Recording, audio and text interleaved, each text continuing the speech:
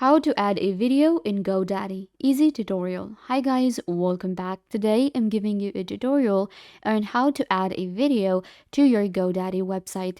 So let's get into it.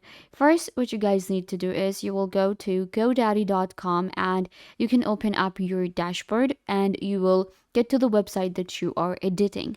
This is one of the test websites that I have on GoDaddy and I'll show you how to add a video.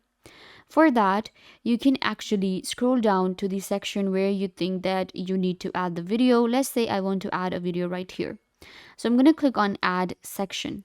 Once you click on add section, then we can select that what kind of section we are looking for. If you want to add, a blog, a commerce, a product, or a general image gallery or something. So I'm going to go with the audio and the video option. You can see in add section, we have audio and video. So you're going to select this one and then you're going to select video.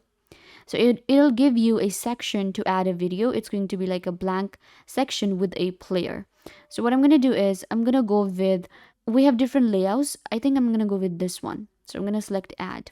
So now we have our section here.